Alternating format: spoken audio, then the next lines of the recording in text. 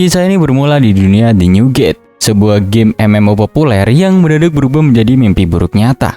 Aturannya sederhana namun mematikan. Para pemain yang terjebak di dalamnya tidak bisa logout dan kematian di dalam game berarti tewas di dunia nyata. Satu-satunya jalan untuk selamat hanyalah menyelesaikan game tersebut hingga tuntas. Disinilah kita bertemu dengan karakter utama kita yang bernama Shin, seorang veteran yang bertekad kuat untuk mengakhiri kegilaan ini. Dia berdiri tegak menantang Origin, bos terakhir sang penjaga gerbang, meskipun NPC pendampingnya sudah mewanti-wanti agar berhati-hati. Tanpa ragu, Shin memulai pertarungan sengit itu. Dia sempat berhasil menebas sayap Origin, namun makhluk itu dengan cepat meregenerasi tubuhnya. Menyadari pertarungan panjang akan merugikan, Shin memutuskan untuk mempercepat tempo serangannya.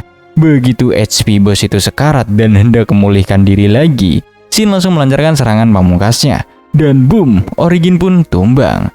Sistem permainan seketika mengumumkan kemenangan Shin, memberinya sederet gelar baru, dan yang terpenting, pintu keluar bagi seluruh pemain akhirnya terbuka. Setelah pertarungan berakhir, Shin membuka gulungan daftar pemain untuk memastikan semua orang perlahan mulai meninggalkan permainan, hingga akhirnya hanya dia yang tersisa. Namun tepat saat dia bersiap untuk pergi, sebuah gerbang misterius tiba-tiba terbuka di hadapannya. Shin tentu aja bingung karena seharusnya bos tadi adalah event terakhir. Belum sempat mencerna situasi, dia kehilangan kesadaran dan terbangun di hamparan padang rumput asing. Segalanya terasa terlalu nyata untuk sekedar simulasi game. Shin segera mengecek jendela statusnya dan menyadari statistiknya melonjak drastis berkat gelar yang dia dapatkan setelah mengalahkan bos. Masalah mulai muncul ketika dia mencoba logout, tetapi opsinya menghilang. Dia juga mencoba mencari pemain lain yang online, namun koneksi jaringannya putus total.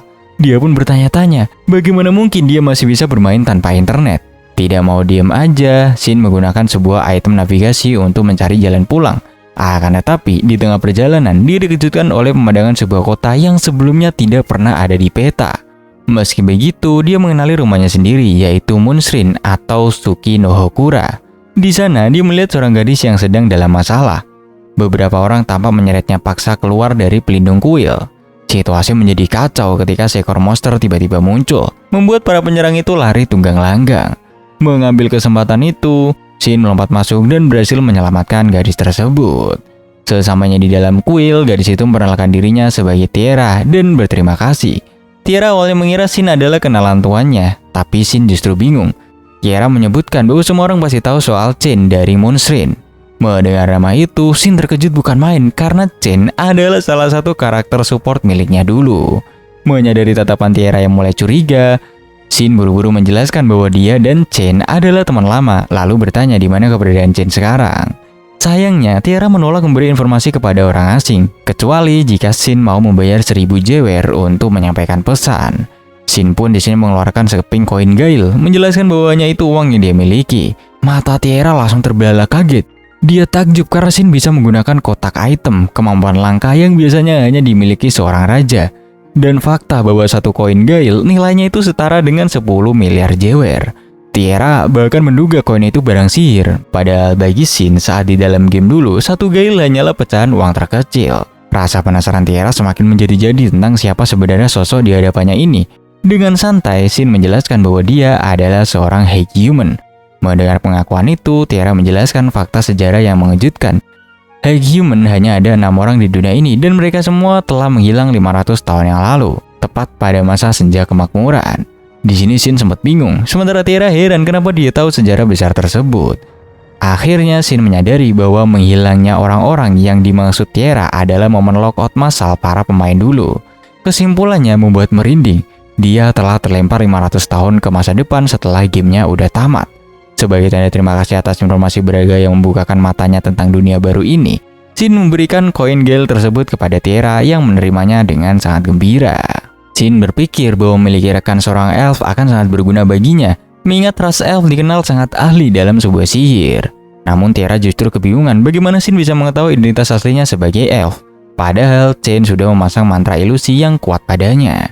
Ketika Shin menanyakan alasannya, Tiara akhirnya mengungkapkan masa lalu pahitnya. Bagi bangsa elf, memiliki rambut hitam dianggap sebagai pertanda buruk. Dia diusir dari desanya karena keberadaannya yang selalu memancing serangan monster.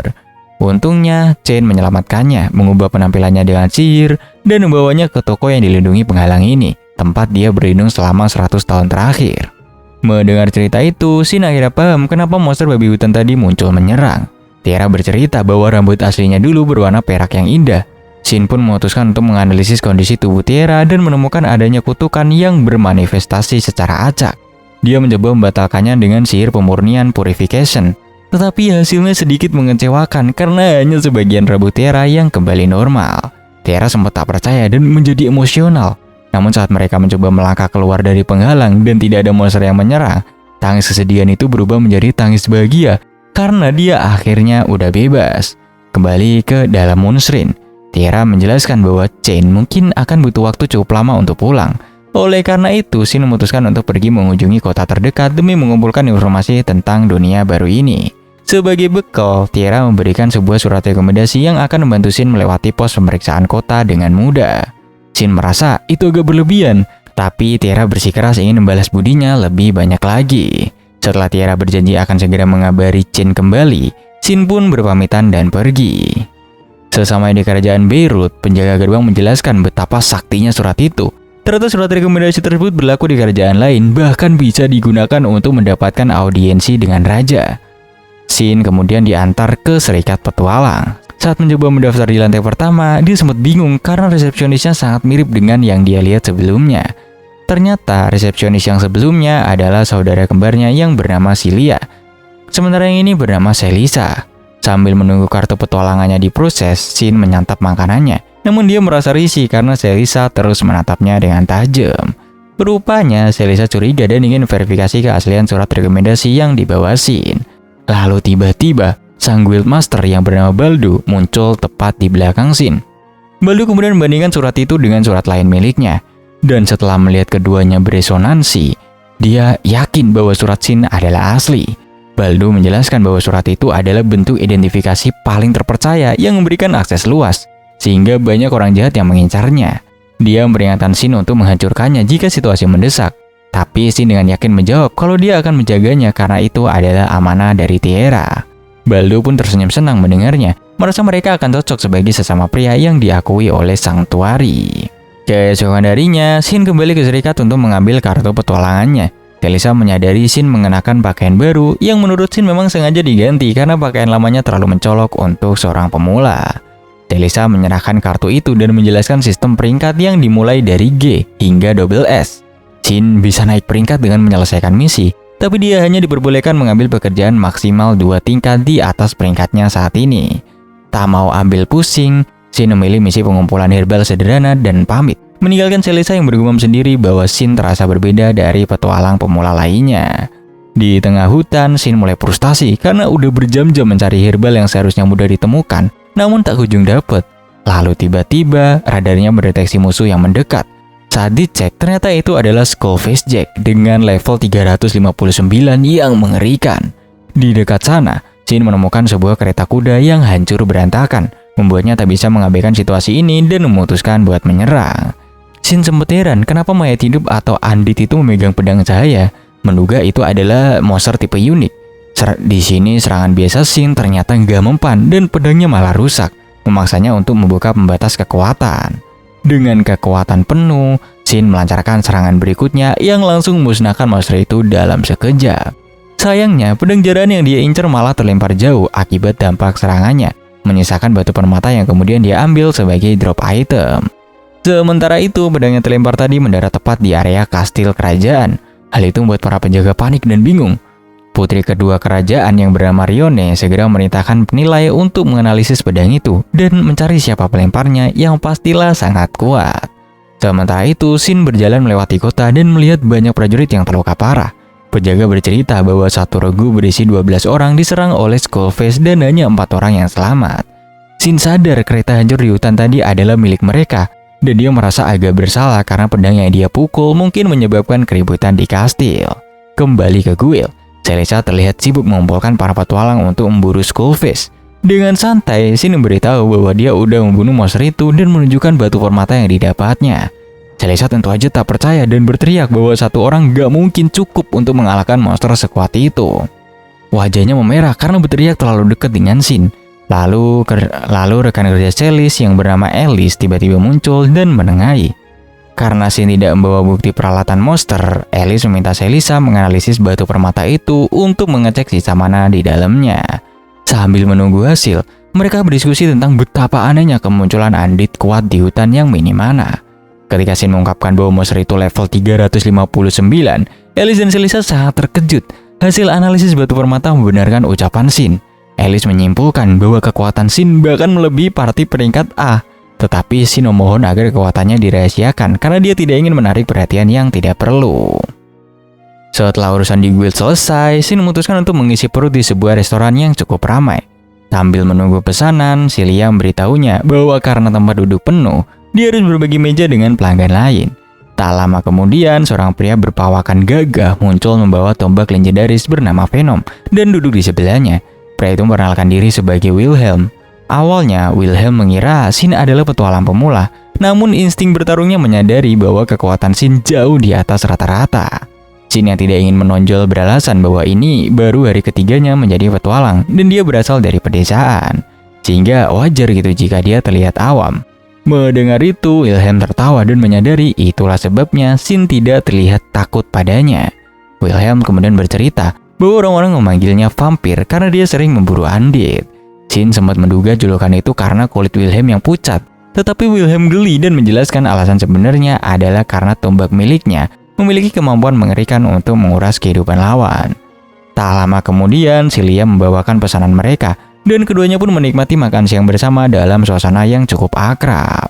Selesai makan, Shin pergi ke perpustakaan kota untuk mencari informasi mengenai peristiwa Senja Kemakmuran atau Dash of Majesty yang terjadi 500 tahun yang lalu. Sayangnya, catatan sejarah tentang kejadian itu sangat minim. Sementara itu, di tempat lain, Baldo tengah mengadakan pertemuan serius untuk membahas insiden Skullface. Mereka bingung memikirkan siapa sosok misterius yang mampu mengalahkan monster Jack itu tanpa mengambil baju zirah berharganya. Alice berpendapat bahwa hal itu tidak terlalu mengesankan baginya, namun diskusi beralih ke topi pedang yang terlempar ke kastil pada hari yang sama. Kesatria Ardi mengungkapkan fakta mengejutkan bahwa pedang itu memiliki bilah sepanjang 2 meter, terbuat dari baja magis dan disihir dengan elemen cahaya setingkat harta nasional. Baldo terkejut mendengar ada senjata tingkat legendaris yang terlibat, dan Ardi menegaskan bahwa mereka tidak bisa mengabaikan orang yang mampu mengalahkan monster dengan senjata sekuat itu. Kembali ke Shin, dia sedang bersantai menikmati sate di alun-alun kota. Ketika dia menyadari seorang gadis kecil sedang menatapnya, Shin pun menawarinya makanan karena melihat gadis itu tidak tampak seperti pengemis biasa. Gadis itu ternyata adalah seorang miskin atau manusia hewan tipe harimau bernama Millie. Setelah menerima makanan dan berterima kasih, Wilhelm tiba-tiba muncul di sana. Wilhelm menjelaskan bahwa Millie adalah anak yatim piatu yang diasuh oleh gereja, dan dia sering harus menjemputnya karena Millie hobi kabur-kaburan. Saat Wilhelm hendak membawanya pulang, Millie menyempatkan diri mendekati Shin dan membisikkan sesuatu tentang seekor rubah di hutan sebelum pergi. Malam harinya, Shin merenungkan permintaan Millie untuk menyelamatkan rubah tersebut. Dia berpikir itu mungkin kegiatan sampingan yang bagus sambil menunggu Chen kembali. Lalu tiba-tiba, dia teringat bahwa dia lupa meninggalkan pesan untuk Tiara. Shin pun bergegas kembali ke Moonstream. Di sana, dia minta Tiara untuk nanti menunjukkan pedangnya kepada Chen. Saat Tiara melihat pedang itu, dia langsung ketakutan dan menyadari bahwa itu adalah senjata kuno yang sangat kuat, yang hanya bisa digunakan oleh Shin, Chen, atau orang yang mereka tunjuk. Shin menduga ketakutan Tiara disebabkan oleh aura material monster legendaris yang digunakan untuk menempa pedang itu. Untuk bermudah komunikasi, Shin memberikan item surat pesan kepada Tiara.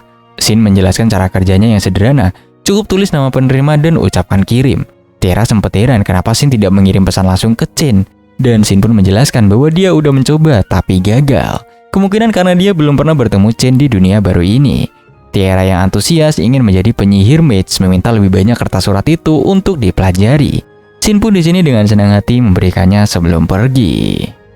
Keesokan harinya, Shin pergi ke hutan utara sesuai petunjuk Millie untuk mencari rubah tersebut. Dia terus berjalan hingga menemukan sebuah kuil tua yang tersembunyi. Saat masuk ke dalam, dia merasakan hawa keberadaan makhluk hidup dan menemukan seekor rubah kecil yang sedang sekarat karena efek racun dan kutukan. Shin menyembuhkannya menggunakan sihir, namun tindakan penyembuhan itu ternyata memicu jebakan yang membangkitkan pasukan Undead. Shin segera memanggil tombaknya dan mulai membantai kerangka-kerangka itu dengan mudah. Tapi masalah belum selesai. Patung-patung di kuil pecah dan memunculkan 2 iblis dengan level 600 dan 74. Kedua iblis itu menyerang Shin dan mengeluarkan jurus tirai yang membuat pandangan menjadi gelap gulita. Shin mencoba menggunakan skill Shadow Bending, namun iblis itu berhasil lolos ke dalam kabut. Di tengah situasi buta itu, serigala-serigala iblis ternyata menyerangnya. Tiba-tiba, rubah kecil yang tadi diselamatkannya memberikan sinyal. Shin menyadari rubah itu berada di dalam lingkaran sihir yang tidak bisa ditembus oleh kabut. Mengambil kesempatan itu, Shin melompat ke zona aman dan mengeluarkan busur Bending Bow miliknya. Dengan satu serangan telak, dia berhasil melenyapkan para iblis dan serigala itu sekaligus. Kabut pun menghilang. Rubah kecil itu kemudian melompat ke pelukan Shin. Setelah diperiksa, Shin terkejut mengetahui bahwa rubah itu adalah ras elemental, salah satu monster terkuat di dalam game. Namun dia belum pernah melihat versi bayinya. Merasa ada koneksi, Shin menawarkan rubah itu untuk ikut bersamanya, dan rubah itu setuju dengan melompat ke atas kepalanya. Shin menyadari bahwa kecerdasan monster di dunia ini sedikit berbeda dari game. Di sisi lain, Chen akhirnya menerima surat dari Tiara. Dia sangat terkejut mengetahui tuannya telah kembali dan memberikan item magis kepada Tiara. Kembali ke hutan, Shin memutuskan bahwa membawa elemental ke kota akan terlalu menarik perhatian guild. Oleh karena itu, dia menyarankan untuk membuat fakta atau kontrak dengan rubah itu. Shin menjelaskan layaknya seorang tamer. Fakta ini akan menyembunyikan level dan spesies asli monster tersebut. Rubah itu tampak bersemangat, dan setelah fakta terbentuk, simbol kontrak muncul pada keduanya. Shin menamainya sebagai Yujuha, nama yang tampak sangat disukai oleh rubah itu. Tak lama kemudian, Shin menerima pesan balasan dari Tiara yang mengabarkan bahwa dia berhasil menghubungi Chen dan sedang menunggu respon lanjutannya. Dengan hati gembira, Shin kembali ke guild untuk melapor tentang pasukan Andit yang dia basmi dan mencari pekerjaan baru. Matanya tertuju pada sebuah misi tanpa peringkat atau non-rank yang berasal dari panti asuhan dekat gereja. Teringat bahwa Millie tinggal di sana, Shin pun mengambil misi itu. Sesamanya di gereja, dia disambut oleh seorang wanita bernama Tria. Shin mengonfirmasi bahwa dia datang untuk pekerjaan itu dan juga menyebut nama Millie. Tria pun kemudian membawanya ke sebuah ruangan di mana Millie langsung berlari memeluk Shin dengan gembira. Melihat keakraban itu, Tria yakin Shin bukanlah orang jahat. Shin bertanya kepada Millie apakah Yuzua adalah rubah yang dimaksud, dan Millie membenarkannya sambil berterima kasih. Shin pun memberitahu Yuzua bahwa penyelamat sebenarnya adalah Millie. Setelah reuni kecil itu, Shin beralih ke Tria untuk membahas detail pekerjaan. Tria menjelaskan bahwa mereka sedang mencari pewaris keterampilan atau skill successor, karena di zaman ini sangat sedikit orang yang memiliki skill khusus itu. Shin menduga mereka butuh penyembuhan atau penawar racun, tapi ternyata Tria mengungkapkan bahwa mereka mencari pengguna sihir pemurnian atau purification. Tria sadar itu skill yang langka, namun dia terkejut melihat reaksi tenang Shin yang menyiratkan bahwa dia bisa melakukannya. Shin menyanggupi permintaan itu, tetapi dengan syarat. Dia ingin tahu tentang asal-usul kekuatan Millie dan minta akses informasi dari gereja untuk mempelajari dunia ini lebih dalam. Awalnya Tria ragu, namun Millie meyakinkan bahwa Shin bisa dipercaya, sehingga Tria pun menyetujui persyaratan tersebut. Tria mulai menjelaskan tentang kekuatan misterius Millie. Ternyata gadis kecil itu memiliki gelar langka bernama Star Reader atau Star Composer, sebuah kemampuan penglihatan masa depan yang akurat dan tak pernah meleset. Shin menyadari betapa kuatnya kemampuan itu dan memperingatkan bahwa banyak orang jahat pasti ingin memanfaatkannya. Namun Tria meyakinkan bahwa dia udah menyuruh semua orang untuk tutup mulut. Tria juga bercerita tentang seorang petualang yang rajin membantu panti asuhan karena dulunya dia juga yatim piatu. Shin langsung menebak bahwa orang itu adalah Wilhelm. Mengingat reputasi Wilhelm yang menakutkan justru membuat anak-anak aman dari gangguan orang luar. Meskipun Shin siap mengajarkan skill pemurnian, Tria menjelaskan bahwa bukan dia yang akan mempelajarinya, melainkan cucu mantan pendeta agar kelak dia bisa mewarisi gereja dan menyelamatkan panti asuhan dari ancaman penutupan oleh kandidat pendeta baru yang serakah. Suasana menjadi sedikit hangat ketika Yuzuha bermain riang dengan anak-anak panti, membuat Shin merasa sedikit kesepian karena kehilangan perhatian rubah kecilnya. Namun, Millie mengambil kesempatan itu untuk mendekati Shin, membuat Shin sadar bahwa ini memang rencana Millie agar bisa berduaan dengannya. Tak lama kemudian, seorang biarawati muda yang terlihat sedih muncul dan bertanya, apakah Shin adalah penyelamat mereka. Dia kemudian diperkenalkan oleh Tria sebagai Rasia, cucu mantan pendeta. Rasia terlihat sedikit ceroboh, bahkan sempat menggigit lidahnya sendiri saat perkenalan. Tetapi dia dikenal sebagai pekerja keras.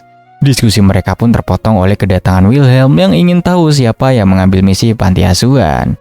Setelah Millie menenangkan Wilhelm dan meyakinkannya bahwa Shin bisa dipercaya, Shin menjelaskan syarat pelatihan yang berat. Rasia harus mengalahkan 200 undead di atas level 150 sambil memegang bala suci. Wilhelm dan Rasia terkejut, tetapi Shin menenangkan mereka dengan rencana power leveling, yang mana dia akan melemahkan monsternya dan Rasia tinggal melakukan serangan terakhir. Mendengar itu, Wilhelm pun memutuskan untuk bergabung demi mengawasi proses gila ini. Di sela-sela istirahat, Wilhelm mengajak Shin minum dan bertanya dengan serius apakah Shin adalah yang terpilih karena pengetahuannya yang tidak wajar itu. Shin menyangkalnya dengan santai. Shin justru menggoda Wilhelm yang berpura-pura terganggu oleh tangisan anak-anak, padahal sebenarnya dia sangat peduli layaknya pahlawan panti asuhan. Wilhelm yang sangat ketahuan berbohong hanya bisa salah tingkah. Lalu tiba-tiba Shin mendapat notifikasi pesan dari Tiara yang mengabarkan bahwa Chen akan segera kembali. Bersama dengan itu, surat rekomendasi Shin pun muncul, membuat Wilhelm kaget karena dia juga memiliki benda langka yang sama. Hal ini menciptakan rasa solidaritas baru di antara mereka. Keesokan harinya, parti dadakan ini pergi ke dataran hantu. Strateginya berjalan mulus. Shin menahan pergerakan musuh dengan penghalang. Wilhelm mematahkan kaki Andit agar lumpuh, dan Rasia menghabisinya dengan sihir penyembuhan yang berdampak fatal bagi mayat hidup. Mereka terus melakukan ini hingga mencapai area monster tingkat tinggi. Sementara itu, di sisi lain dataran, Putri Rione dan pasukannya sedang kewalahan, meski Rione berhasil mengalahkan satu Skullface Jack. Situasi menjadi kritis hingga akhirnya Chen datang bak Dewi Penyelamat. Dengan kecepatan kilat, Chen menghancurkan inti pasukan Andit dan menyembuhkan para prajurit. Komandan pasukan sadar bahwa kekuatan Chen sangat tidak masuk akal, seolah-olah dia setara dengan legenda High Humans. Kembali ke kelompok Shin, Rasia akhirnya berhasil membunuh Skullface Jack yang udah dilemahkan Wilhelm dan juga Shin. Tubuhnya bersinar keemasan, tanda bahwa dia berhasil mempelajari skill pemurnian. Namun perayaan keberhasilan itu tidak berlangsung lama. Yuzuha tiba-tiba merasakan bahaya besar. Langit berubah gelap, materi magis dan ribuan Andit yang mati tersedot ke satu titik dan membentuk monster raksasa yang jatuh berdebam ke tanah. Itu adalah Skullface Lord level 804, bencana hidup yang sanggup menghancurkan satu negara sendirian. Kehadiran Skullface Lord membawa keputusan instan. Hanya dengan satu pukulan, monster itu menghancurkan penghalang Shin, membuat Rasia jatuh lemas ketakutan. Saat monster itu meraung dan membangkitkan pasukan Andit baru, Shin membuat keputusan nekat. Dia meminta Wilhelm membawa Rasia lari kembali ke kota, sementara dia akan menahan monster itu sendirian. Wilhelm sempat protes, tapi melihat tatapan serius Shin dan aura yang berubah saat Shin melepas pembatas kekuatannya, Wilhelm di sini mengerti. Shin memberikan sihir penguat fisik atau buff pada Wilhelm untuk membantu pelarian mereka.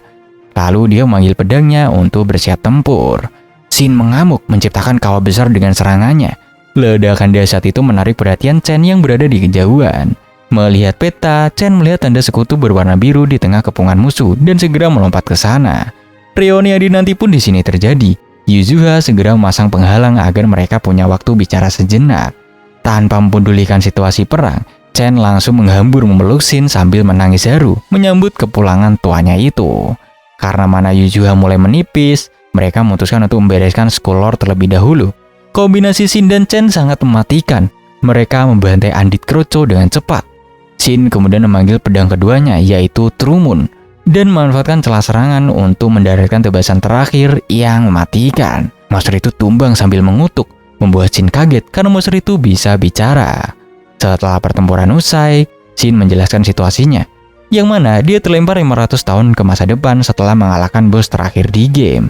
Chen pun bercerita bahwa setelah Shin menghilang, dunia menjadi kacau dan para karakter pendukung atau support karakter menyebar untuk menjaga kestabilan dunia sambil menunggu tuannya kembali. Shin meminta Chen untuk berhenti memanggilnya tuan atau master karena itu terlalu mencolok dan dia memintanya untuk memanggil nama saja. Permintaan sederhana itu justru membuat mereka berdua tersipu malu. Mereka di sini berencana kembali ke Moonshrin. Namun Shin kaget melihat Yuzuha kini memiliki 3 ekor dan bisa berbicara. Itu mungkin efek dari menyerap energi Skull Lord. Shin di sini pun meminta Yuzuha menyembunyikan ekor tambahannya dan tidak berbicara di depan umum agar tidak menarik perhatian. Shin yang gemas melihat interaksi itu mengizinkan Shin memelihara elemental tersebut. Mengingat Wilhelm dan Rasia mungkin khawatir, Shin memutuskan untuk menyusul mereka sebelum mereka sampai di kuil. Di perjalanan pulang, Wilhelm dan Rasia yang sedang berlari panik merasakan sesuatu mendekat dengan cepat. Mereka bersiap bertarung, tapi ternyata itu hanya Shin yang menyusul dengan santai. Hal itu pun membuat Rasia pingsan saking leganya. Di tempat lain, Rione dan pasukannya menemukan sisa pedang Shin yang hancur di jurang. Melihat kualitas bila pedang dan lambang Falcon di gagangnya, Reone menduga senjata sekuat itu hanya bisa dibuat oleh High Human. Meski dianggap punah, Reone bertekad mencari pembuatnya di Moonstream. Bahkan berseloroh, dia rela menikahi sosok kuat tersebut jika memang ada. Sementara itu, Wilhelm menuntut penjelasan dari Shin setelah melihat betapa akrabnya dia dengan Chen. Shin mencoba berbohong lagi, tapi kali ini Wilhelm mengarahkan tombaknya, menuntut kejujuran. Akhirnya Shin mengaku bahwa dia adalah High Human dan Chen adalah rekannya. Wilhelm pun terengah-engah menjelaskan bahwa High Human dianggap setara dewa di zaman ini. Shin bahkan menawari untuk mengupgrade tombak Venom milik Wilhelm dengan diskon teman. Tapi Wilhelm menolak karena takut senjata keramatnya diotak-atik sembarangan. Saat berpisah di gerbang kota, Shin memberikan kartu pesan kepada Wilhelm agar mereka tetap bisa berkomunikasi, menegaskan bahwa dia tidak ingin putus kontak dengan teman pertamanya di dunia ini. Shin dan Chen kembali ke Moonstream. Tiara lalu berlari menyambut Chen, namun terkejut melihat Shin datang bersamanya. Chen dengan santai mengungkapkan bahwa dia adalah pemilik asli kuil ini dan Shin adalah tuannya. Tiara seketika panik dan memohon ampun karena sebelumnya bersikap kurang ajar pada Shin, sang High Human. Shin hanya tertawa dan meminta Tiara buat bersikap santai. Kejutan bertambah saat Shin perkenalkan Yuzua sebagai peliharaan barunya. Makan malam pun tiba. Tiara takjub dengan hidangan mewah yang disajikan. Shin bingung kenapa Tiara begitu kagum, padahal itu hanya daging monster dan sayuran biasa. Chen menjelaskan bahwa bahan-bahan itu mengandung aura mana yang kuat dan sangat langka di zaman sekarang ini, sehingga hampir mustahil dijadikan makanan sehari-hari. Di tengah makan malam, Tiara yang tidak kuat menahan energi makanan itu malah mabuk berat dan harus ditidurkan. Malamnya, Shin terbangun dan mendapati Chen menyusup ke tempat tidurnya sambil menangis dalam tidur, memanggil namanya. Shin menyadari betapa dalam trauma yang ditinggalkannya, lalu memeluk Chen untuk menenangkannya. Pagi harinya, kejutan lain menanti. Yuzua telah berubah wujud menjadi gadis manusia kecil yang lucu berkat pelukan Shin semalam yang menyalurkan energi. Shin dengan cepat membuatkan pakaian untuknya. Saat sarapan, Yuzua menceritakan masa lalunya yang tragis saat bencana 500 tahun yang lalu, di mana Shin menyelamatkannya tepat waktu. Untuk rencana selanjutnya, Chen menyarankan mereka membuat dan menjual makanan khas elf buatan Tiara, karena toko senjata mereka belum bisa beroperasi. Alasannya konyol tapi masuk akal, yang mana stok senjata udah habis dan hanya Shin yang bisa membuka gudang senjata utama. Jadi mereka harus berjualan makanan dulu untuk sementara waktu. Chen tiba-tiba mengubah topik pembicaraan dan menyarankan agar mereka segera menemui Girard. Shin tentu aja terkejut mendengar nama itu. Pasalnya, Hypebeast biasanya hanya memiliki umur sekitar 150 tahun. Sedangkan sudah 500 tahun berlalu sejak terakhir kali dia melihatnya. Namun Chen menjelaskan bahwa Girard masih hidup dan telah setia menunggu kepulangan Shin selama berabad-abad. Girard adalah Raja Binatang atau Beast King pertama yang naik takhta setelah menyatukan berbagai suku. Meskipun saat ini takhta sudah dipegang oleh Raja ke-8 yang dikenal bijaksana. Mendengar hal itu, Shin memutuskan mereka akan berangkat keesokan harinya. Awalnya Tiara berencana menjaga toko, tetapi Chen bersikeras mengajaknya ikut. Menurut Chen, Tiara tidak perlu lagi terkurung di dalam penghalang, dan dengan adanya Shin, toko Moonstream bisa dipindahkan ke mana aja. Ide itu disambut baik oleh Tiara.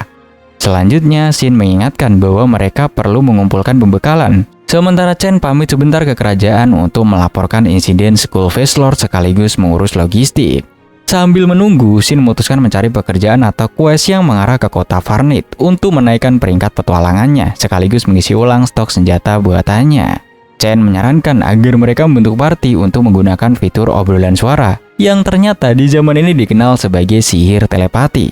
Setelah menambahkan semua anggota ke dalam party dan menyarankan Tiara untuk mendaftar sebagai petualang, Shin mulai sibuk di bengkelnya. Dia memperingatkan Yuzua agar tidak menyentuh barang sembarangan karena banyak item terkutuk. Shin mencoba menimpa pedang, tetapi pedang pertamanya malah memiliki kualitas yang terlalu overpower dibandingkan senjata standar dunia ini. Sehingga dia terpaksa menurunkan kualitasnya agar lebih wajar untuk dijual. Setelah persiapan selesai, Tiara muncul dengan pakaian petualang barunya. Shin sempat merasa canggung dengan penampilannya sendiri. Lalu dia bercanda bahwa dia akan membawa belanjaan Tiara sebagai hukuman karena gadis itu terus menatapnya. Di pasar yang padat, Tiara tampak kewalahan. Lantas Shin menggandeng tangannya agar tidak terpisah menuju lokasi guild. Sesampainya di sana, wajah Tiara memerah karena genggaman tangan itu. Kabar baiknya, peringkat Shin telah naik menjadi E berkat verifikasi laporan tentang pasukan Andit. Resepsionis Cilia sempat menggoda Shin, mengira dia dan Tiara sepasang kekasih karena datang sambil bergandengan tangan. Shin berusaha menyangkal, tetapi Cilia hanya tertawa. Kemudian, Shin mencoba menggali informasi tentang Tanah Suci. Namun Cilia menjelaskan bahwa info tersebut dibatasi hanya untuk petualang peringkat C ke atas. Akhirnya, Shin mengambil misi pengawalan kereta menuju titik transit bernama Bayon. Keesokan harinya, tibalah saatnya untuk berangkat. Shin melakukan sesuatu yang mengejutkan. Dia mengubah Moonstream menjadi bentuk portable berupa kalung menggunakan perintah sistem. Tiara terperangah melihat rumah segede itu masuk ke dalam kalung. Shin menjelaskan bahwa itu adalah fitur sanktuari dan meskipun teleportasi dianggap sihir yang hilang di zaman ini, bagi seorang high human seperti Shin, membuat kristal teleportasi adalah hal yang mudah. Di sisi lain di istana kerajaan, Raja panik bukan main mendengar kabar Moonstream menghilang. Dia pusing memikirkan teknologi kuno yang tak ternilai itu lenyap begitu aja. Sementara Putri mengingatkan bahwa mereka kekurangan informasi untuk bertindak gegabah. Kembali ke perjalanan, Shin dan rombongannya bergabung dengan konvoi pedagang kurcaci bernama Konak, serta dua petualang lain bernama Gaine dan juga Tsubaki. Di dalam perjalanan yang panjang itu, mereka saling bertukar informasi tentang kelas masing-masing. Gaine adalah samurai kelas A, Tsubaki seorang brawler kelas A, dan Tiara mengaku sebagai alkemis pemula. Shin memperkenalkan diri sebagai samurai yang bisa sedikit sihir, serta memperkenalkan Jizuha sebagai monster kontraknya. Gaine dan Tsubaki cukup kaget karena kelas samurai biasanya identik dengan orang-orang dari Hinomoto, sebuah negara pulau yang terbentuk pasca bencana alam 500 tahun yang lalu. Mereka menganggap unik ada orang luar yang memilih jalur samurai karena butuh latihan berat sebagai kesatria dan berceker sekaligus. Suasana santai itu pecah ketika kereta mendadak berhenti karena dihadang sekelompok bandit. Shin segera menyuruh Jizuha melindungi Konak. Para bandit yang merasa di atas angin mulai memprovokasi, bahkan mengancam akan berbuat tidak senonoh pada Tsubaki. Mendengar ancaman kotor itu, amarah Shin meledak. Dia mengeluarkan aura pembunuh yang begitu pekat dan mengerikan hingga membuat bandit gemetar. Tiara yang menyadari perubahan drastis pada Shin segera memeluknya untuk menenangkannya. Persis seperti dulu yang dilakukan Chen saat Shin masih muda. Berkat itu, Shin kembali tenang, sementara Tiara tersipu malu menyadari dia bergerak secara naluriah. Pertarungan pun berlangsung singkat. Shin, Gaine, dan Tsubaki membantai para bandit dengan mudah. Shin bahkan membelah pedang bandit menjadi dua dengan tatapan dingin yang mencekam. Setelah insiden itu, mereka pun tiba di Bayon dengan selamat dan berpisah dengan Gaine serta Tsubaki. Karena perjalanan ke Farnit masih jauh, Shin memutuskan membeli kereta kuda sendiri. Dia memodifikasi kereta tersebut agar lebih nyaman, meskipun Tiara khawatir Shin terlalu berlebihan. Masalahnya, mereka butuh kuda yang kuat. Tepat pada waktunya, Chen menghubungi Shin lewat telepati, mengabarkan urusannya udah selesai dan dia akan bawakan monster tunggangan. Malam itu, mereka menginap di penginapan mahal untuk memanjakan diri. Keesokan paginya, Chen datang membawa kejutan besar, yaitu seekor moonwolf raksasa yang merupakan monster tipe unik. Tiara awalnya takut, tapi anehnya serigala bernama Kagero itu sangat manja kepadanya. Ternyata Kagero adalah anak serigala yang pernah diselamatkan Tiara 100 tahun yang lalu setelah ibunya dikalahkan petualang. Mengingat ikatan masa lalu itu, Chen mentransfer kepemilikan Kagero kepada Tiara agar monster kuat itu bisa melindungi Tiara saat Chen tidak ada. Perjalanan pun berlanjut menuju Farnit dengan kereta super nyaman modifikasi Shin yang ditarik serigala raksasa.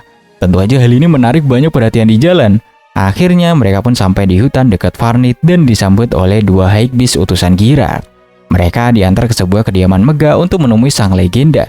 Di sana, Girard yang udah sangat tua menyambut tuannya dengan penuh hormat. Dia memperkenalkan raja saat ini yaitu si Wolfgang dan putrinya yang bernama Chuore. Shin meminta Girard berhenti memanggilnya tuan agar tidak canggung. Mereka pun kemudian bernostalgia tentang masa lalu, mengingat perang besar melawan ribuan monster di mana Girard dan Shin saling bertarung punggung-punggung. Girard menyadari bahwa dunia telah damai dan Chen sengaja membawa Shin agar dia mengetahui kebenarannya. Girard kemudian mengungkapkan hal yang menyedihkan, yang mana hidupnya gak akan lama lagi, mungkin hanya tinggal beberapa bulan. Dia merasa Tuhan telah mengabulkan doa terakhirnya dengan memulangkan Shin. Oleh karena itu, dengan sisa tenaganya, Girard menentang Shin untuk berduel 1 lawan 1. Dia ingin mati dalam pertarungan melawan prajurit terkuat yang pernah dia kenal. Itu akan menjadi sebuah kematian terhormat bagi seorang pejuang. Shin menerima tantangan itu dengan berat hati namun penuh hormat. Malam harinya, Girard mengumumkan kepada teman-temannya bahwa dia telah menemukan tempat peristirahatan terakhirnya dan akan berduel seminggu lagi. Meski Chuore sedih, para sahabat Girard mengerti bahwa inilah keinginan terbesar sang raja binatang di akhir hayatnya. Cerita beralih ke Shin yang tanpa sedang melamun memikirkan nasib sahabat lamanya yaitu si Girard. Melihat tuannya gelisah, Jizuha bertanya apakah ada sesuatu yang mengganggunya. Namun Shin hanya tersenyum tipis dan menjawab bahwa dia baik-baik aja. Sementara itu di sisi lain, Girat sedang merenungkan momen saat Shin menghilang 500 tahun yang lalu. Dia mengaku sempat dipenuhi penyesalan mendalam karena mengira keinginan terbesarnya gak akan pernah terwujud. Oleh karena itu, kembalinya Shin baginya adalah sebuah anugerah, karena akhirnya dia bisa menjemput kematian yang selalu dia impikan lewat sebuah pertarungan terhormat. Beberapa hari berlalu, Shin memeriksa peralatan tempur milik Girat dan menyadari kondisinya sudah sangat memprihatinkan. Tanpa pikir panjang, dia memutuskan untuk memperbaiki semua gear tersebut agar Girat bisa bertarung tanpa menahan diri. Saat Shin menyerahkan peralatan yang udah diperbarui itu, Girat mengucapkan terima kasih yang tulus. Menyadari waktu duel tinggal menunggu hari esok, Girat memberanikan diri bertanya satu hal sensitif. Apakah Shin akan meninggalkan Chen demi kembali ke dunia asalnya? Dengan berat hati, Shin membenarkan hal itu. Dia menjelaskan bahwa dia memang berjuang untuk pulang, tetapi dia ingin memastikan semua orang bahagia sebelum dia benar-benar pergi. Keesokan harinya, rombongan berangkat menuju hutan yang telah disepakati. Wajah Girat tanpa berseri-seri menganggap ini adalah hari terbaik dalam hidupnya. Penonton lainnya memutuskan untuk menyaksikan duel dari tempat yang aman di ketinggian. Sementara Chen berjanji akan memasang barrier atau penghalang super kuat untuk melindungi mereka dari dampak ledakan energi. Sebelum pertarungan dimulai, Girat memberikan pesan terakhirnya. Dia minta Wolfgang untuk menjaga bangsa dan menjadi raja yang bijaksana. Wolfgang dengan mata berkaca-kaca berjanji akan memegang teguh ajaran gurunya itu. Core juga berjanji akan menjadi lebih kuat agar bisa menjadi prajurit yang membanggakan. Orang kepercayaan Girat menyadari bahwa sang raja binatang belum pernah terlihat sebahagia ini sebelumnya. Duel pun dimulai. Shin dan Girat langsung saling hantam hingga memicu ledakan dahsyat yang menghancurkan area sekitar. Teman-teman mereka terengah kagum melihat Girat mampu mengimbangi kecepatan Shin. Mereka sadar bahwa Girat jauh lebih kuat dari dugaan karena bisa menandingi seorang High Human. Namun Chen berkomentar bahwa itu belum seberapa karena mereka berdua belum mengeluarkan kekuatan penuh. Tera yang penasaran bertanya apakah Chen bisa menang melawan Girat. Dan dengan jujur Chen mengakui bahwa dia pun akan kesulitan. Merasa teknik barunya belum cukup untuk menumbangkan Shin, dan setelah Shin memintanya berhenti menahan diri, Girat akhirnya melepaskan wujud aslinya. Dia berubah menjadi werewolf yang garang. Girat tahu Shin memegang janji untuk tidak menggunakan title penakluk bos terakhir demi keadilan, tetapi dia tetap ingin melawan Shin yang serius. Pertarungan semakin memanas. Shin mencoba menyerang dengan sihir, tetapi Girat menghilang secepat kilat dan melancarkan serangan balik yang memukul mundur Shin. Puncaknya, Girat melepaskan teknik pamungkasnya, yaitu sebuah ledakan energi masif yang menyapu bersih apapun di jalurnya. Shin berhasil menangkisnya, namun dia terkejut mendapati Girat udah berada tepat di belakangnya. Shin terus didesak mundur oleh serangan bertubi-tubi tanpa henti. Di sini, Shin menyadari bahwa Girat sedang mempertaruhkan seluruh sisa nyawanya untuk kemenangan ini. Menghormati tekad itu, Shin memutuskan untuk bertarung serius. Keduanya melepaskan jurus terakhir secara bersamaan, menciptakan bentrokan energi raksasa. Di akhir bentrokan, pedang Shin patah dan Girat melihat celah untuk mendaratkan serangan terakhir. Pukulan itu masuk dan Shin secara teknis mengakui kekalahan. Sayangnya, tubuh Girat udah mencapai batasnya. Dia batuk darah dan kembali ke wujud manusianya. Ini menandakan kalau waktunya udah habis. Girat tersenyum puas, mengungkapkan bahwa dia berlatih selama 500 tahun hanya untuk momen ini. Namun dia tahu Shin masih menahan diri. Sebagai permintaan terakhir, dia memohon agar Shin memperlihatkan kekuatan sejatinya. Shin pun mengabulkannya dengan melepaskan aura High Human-nya secara penuh, menciptakan pilar cahaya raksasa yang menembus langit. Girat pun menutup mata dengan senyuman puas setelah menyaksikan kekuatan tuannya. Shin kembali ke teman-temannya sambil membopong tubuh sahabatnya. Dia memberitahu mereka bahwa Girat telah berhasil mencapai tingkat setara High Human karena mampu mengalahkannya dalam duel tadi. Core menangis meratapi kepergiannya, tetapi teman-temannya mengingatkan agar tidak bersedih. Girat meninggal dengan senyum bahagia dan tanpa penyesalan sedikit pun. Itu merupakan sebuah akhir yang sempurna bagi sang raja binatang. Suasana haru menyelimuti upacara pemakaman Girat. Semua orang memberikan penghormatan terakhir dengan khidmat, namun Shin terlihat yang paling terpukul. Malam itu, Chen mendapati tuannya sedang duduk dalam kesedihan yang mendalam. Tanpa ragu, Chen memeluknya erat dan berbisik bahwa dia bersedia melakukan apa aja untuknya. Shin terbata-bata menjelaskan bahwa meskipun dia berhasil memberikan Girat pertarungan impiannya, rasa sakit kehilangan seorang teman tetap tak tertahankan. Air matanya pun tumpah. Chen dengan lembut menenangkannya, mengatakan bahwa Shin telah memenuhi tugasnya dengan sempurna, jadi tak perlu menahan tangis lagi. Keesokan harinya, kelompok itu bersiap menuju kota. Shin sempat heran melihat Chen dan yang lainnya memakai telinga binatang palsu. Chen menjelaskan bahwa ras F terlalu mencolok di keramaian, jadi menyamar sebagai miskin adalah cara terbaik untuk membaur. Ketika Chen bertanya bagaimana penampilannya, Shin dengan jujur memuji bahwa dia terlihat cantik, yang membuat Tiara kaget melihat sisi manis tuanya itu. Tujuan mereka kali ini adalah menemui Gai, salah satu teman lama Shin sekaligus perwakilan negaranya yang juga hadir di pemakaman. Sesampainya di penginapan khusus delegasi negara, Shin bertanya-tanya apakah Gai juga menjadi raja seperti Girat. Chen menjelaskan bahwa Gai adalah kaisar pertama Kekaisaran Naga, namun kini dia sudah pensiun. Saat dipertemukan, Gai langsung membungkuk hormat dan bersumpah setia untuk melayani Shin sekali lagi. Namun Shin dengan santai menyuruhnya rileks karena zaman udah berubah. Sambil menikmati teh, Gai bertanya tentang rencana Shin selanjutnya. Shin menjelaskan niatnya menuju Istana Suci untuk penelitian lebih lanjut. Gai sangat antusias dan meminta izin untuk bergabung setelah dia menyelesaikan urusan di negaranya. Mereka pun sepakat untuk tetap berkomunikasi lewat telepati. Sebelum berpisah, Shin mengembalikan senjata lama milik Gai. Gai terpukau melihat senjatanya yang tak hanya kembali utuh, tapi auranya terasa jauh lebih kuat dari sebelumnya. Shin menjelaskan bahwa saat memperbaiki peralatan Girat, dia menaikkan level kontrol mananya, sehingga dia bisa menempa senjata hingga 5 kali lebih kuat. Gai dan Suore hanya bisa geleng-geleng kepala melihat betapa overpowernya kemampuan Shin yang terus berkembang pesat itu. Setelah itu, mereka mampir ke Adventurous Guild. Shin memutuskan untuk menaikkan peringkat petualangannya dengan mengambil misi berburu goblin, dan Suore meminta izin untuk ikut serta.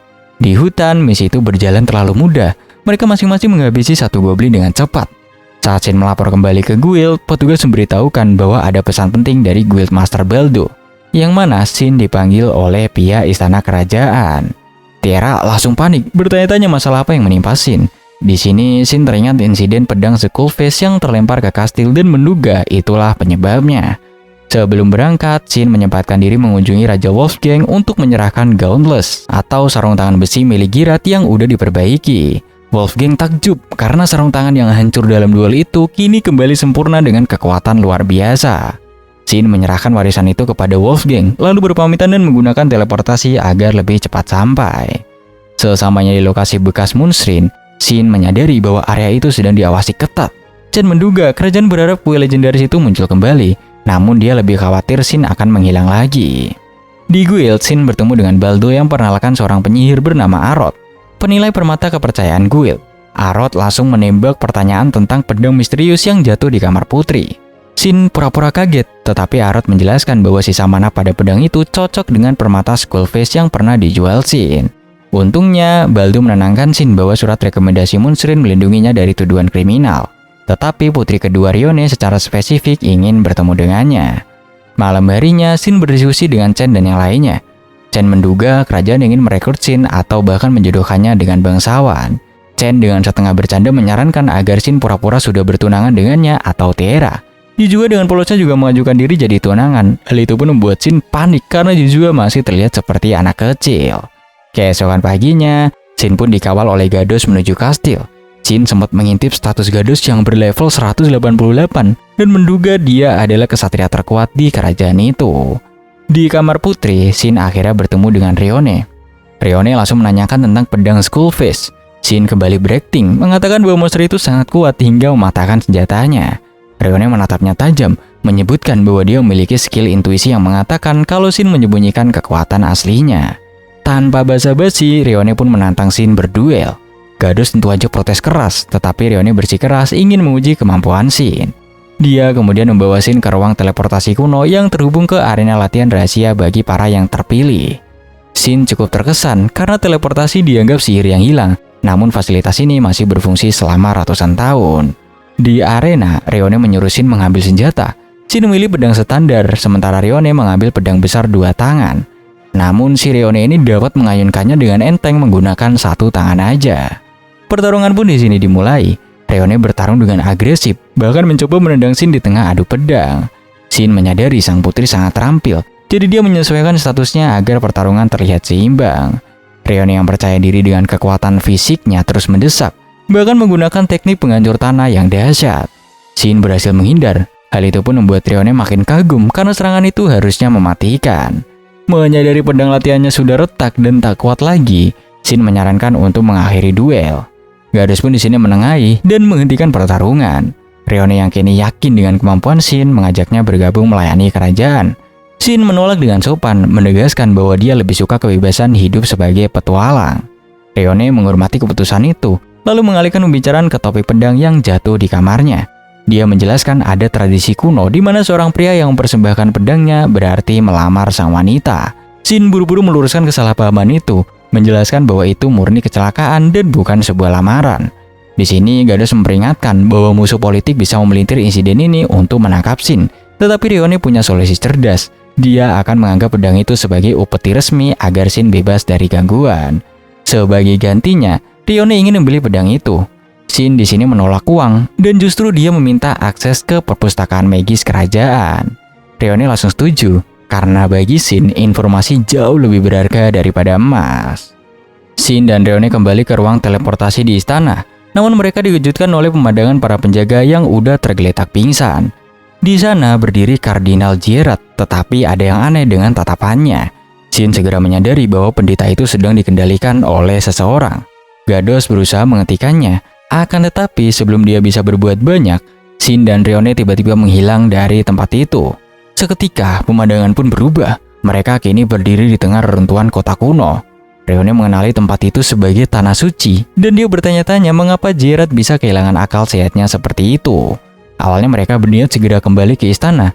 Sayangnya, Rione mengungkapkan bahwa dia tidak bisa menggunakan sihir telepati karena dia tidak sedang tergabung dalam partai manapun. Oleh karena itu, Shin memutuskan untuk menghubungi Chen. Shin di sini menjelaskan situasinya kepada Chen, memberitahukan bahwa seseorang sedang mengendalikan pikiran Gerard. Mereka sadar bahwa sihir pengendalian pikiran adalah hal yang tabu, sehingga pelakunya pasti bukan orang sembarangan. Shin juga menyebutkan bahwa dia enggan menggunakan sihir teleportasi jarak jauh karena tidak ingin menarik perhatian musuh. Jadi dia meminta Chen untuk membereskan masalah di istana dan menemui mereka nanti di kota terdekat bernama Falmer. Sementara itu, Chen memberitahu Tiara bahwa dia memiliki urusan mendesak dan memintanya untuk ikut menyusup ke istana. Di tengah perjalanan, Chen mengungkapkan kecurigaannya bahwa ada iblis yang terlibat. Tiara tahu bahwa iblis adalah monster yang lahir dari miasma pekat. Chen di sini menjelaskan lebih lanjut bahwa iblis memiliki kemampuan menyamar dan diberi peringkat sesuai kekuatan, dengan tipe humanoid yang berada di puncak rantai makanan. Mengingat sulitnya melakukan sihir pengendalian pikiran, Chen menduga mereka sedang berhadapan dengan iblis kelas Kon yang setidaknya berlevel 300. Tiara sempat gentar karena levelnya jauh di bawah itu, tetapi Chen menenangkannya dengan berkata bahwa Tiara tidak perlu bertarung. Menggunakan mantra penyembunyiannya, mereka berdua menjadi tak terlihat dan melompati tembok istana untuk mencari napas masuk. Mereka melewati penjaga tanpa terdeteksi dan langsung menuju penjara bawah tanah, tempat Chen menduga iblis itu berada. Chen menggunakan sihir tidurnya untuk melumpuhkan penjaga penjara, mengambil kunci, dan membuka sel Gerard. Chen menjelaskan kepada Gerard bahwa dia tahu apa yang terjadi. Namun Gerard tambah bingung karena ingatannya telah diubah oleh iblis. Saat Chen hendak mematahkan sihir itu, tiba-tiba dia diserang. Chen menangkis serangan itu dengan mudah dan muncullah sosok iblis bernama Milt. Chen menganalisis iblis itu, tetapi Milt dengan angkuh menyuruhnya minggir dan mencoba membunuh Gerard. Dengan gerakan kilat, Chen pun menggagalkan upaya itu dan mengalahkan Milt dengan begitu mudah. Milt bertanya, mengapa Chen melindungi manusia? Dan Chen menjawab bahwa dia harus menyingkirkan siapapun yang mengganggu demi Shin. Menyadari Chen melayani Hake Human, Milt mencoba menghasutnya dengan mengatakan bahwa zaman manusia akan berakhir dan tuanya tidak akan pernah kembali. Mendengar itu, amarah Chen meledak. Dia menegaskan bahwa iblis itu tidak tahu apa-apa. Lalu dengan serius dia pun membunuh Milt dalam sekejap mata. Setelah urusan selesai, Chen menemui Raja dan melaporkan bahwa insiden ini didalangi oleh iblis.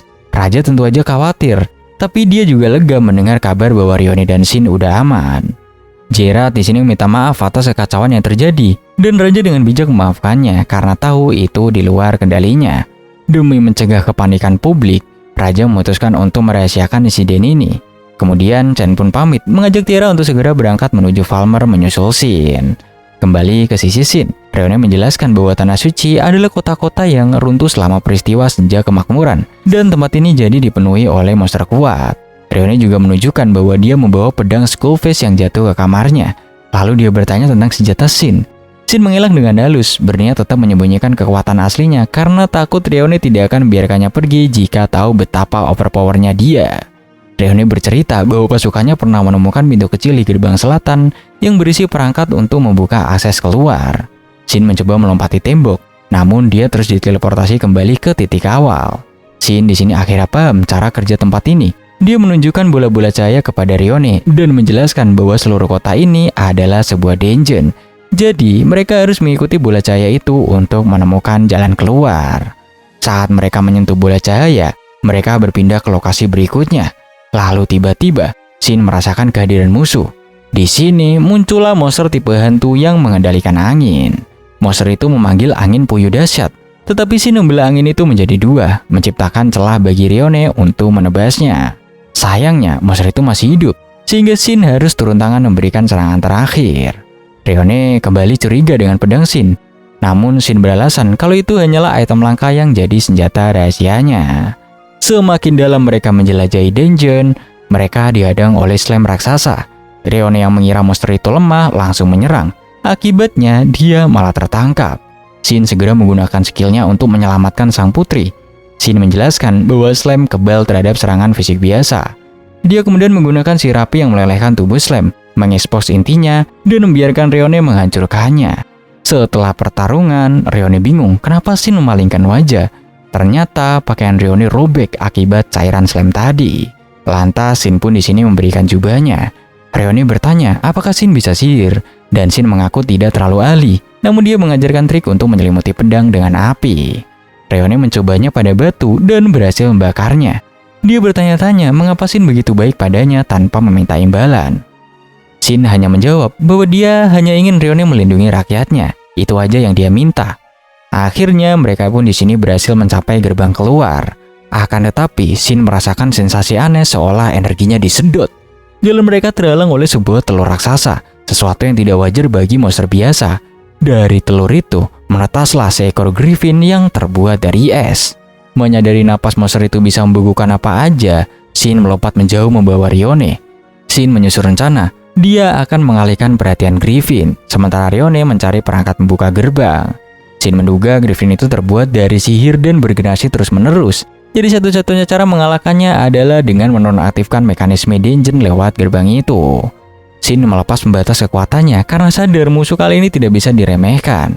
Dia menebas kepala Griffin, tetapi monster itu beregenerasi kembali dengan cepat. Sementara Shin menahan monster itu, Rione akhirnya menemukan perangkat yang dicari. Shin menyadari Griffin itu tidak akan mati meski dibunuh berkali-kali. Dia berniat menyegelnya. Namun matanya menangkap sebuah bola putih misterius di tubuh monster itu yang memberikan perasaan aneh. Shin mencoba menghancurkannya, tapi gagal karena bola itu menyerap serangan. Lalu tiba-tiba, tubuh Shin bersinar. Perasaan aneh itu menghilang dan dia melancarkan serangan telak. Kali ini, Griffin berhenti beregenerasi. Monster itu mencoba membekukan Shin, tetapi Shin menerobos maju dengan sihir api dan meledakkan monster itu hingga hancur berkeping-keping.